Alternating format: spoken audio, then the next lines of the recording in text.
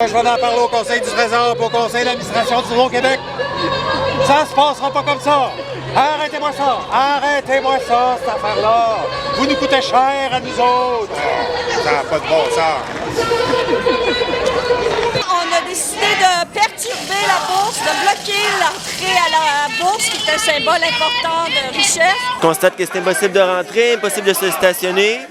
Et on veut perturber, puis on veut sensibiliser la population en général et les gens qui fréquentent un endroit comme la bourse. On demande juste de faire tout le monde. La formation que j'avais aujourd'hui, c'était entre autres pour rendre la fiscalité plus égalitaire.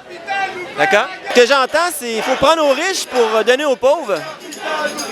Que les riches volent les pauvres. Il y a un message qui passe pas. Qu'est-ce que tu dirais aux gens pour que le message passe? Oh là là! Ouais. OK. Ben, c'est que ça les concerne directement. L'éducation, la santé, la connaissance, la culture, c'est les choses les plus importantes qu'on peut avoir. Hein? Alors, on a beau, je sais pas, on a beau vivre confortablement, mais à un moment donné, tout ça, c'est fragile. Et puis, il y a quand même des intérêts qui sont très grands, qui ne vont pas toujours dans le sens des intérêts des citoyens. Évidemment, il y a une espèce de matraquage des grands médias qui vont dans le sens contraire. Quand on dit qu'on va payer 200 $ par année par contribuable, bien, c'est ces gens-là qui vont payer aussi de 200 $. Peu importe, souvent, ce pas des gens à très haut revenu, ils vont le payer le 200 $. Si leurs enfants vont à l'université, ils payent 1 625 $ de plus, comme ça va être le cas dans 5 ans, bien, c'est eux autres qui vont payer aussi l'hydro, la hausse des tarifs d'électricité, c'est une hausse qu'ils vont payer aussi. Donc, on est ici pour se battre pour nous autres, oui, parce qu'on est touchés, mais on se bat aussi pour eux autres. Et moi, je trouverais intéressant qu'ils comprennent ça et qu'ils se joignent à nous autres, parce que eux autres aussi sont concernés, eux autres aussi ont avantage à ce que le gouvernement recule sur ces mesures-là.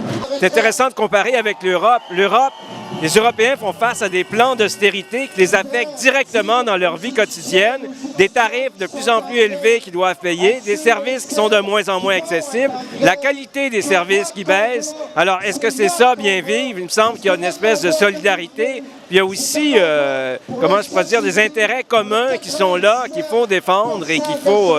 et ça, si on fait rien, ben c'est sûr qu'on va les perdre.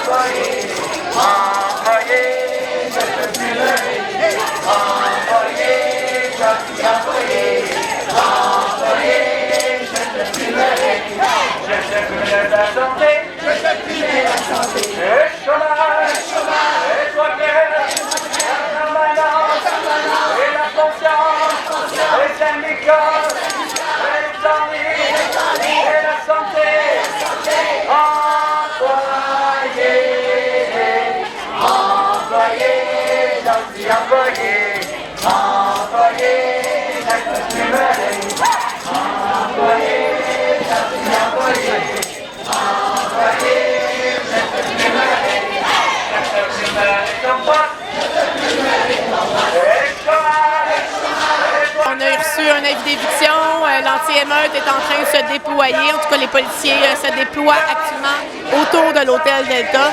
Donc toutes les autres portes autour de la bourse sont toujours en train d'être bloquées. On n'a pas d'avis d'éviction relativement à ces portes-là.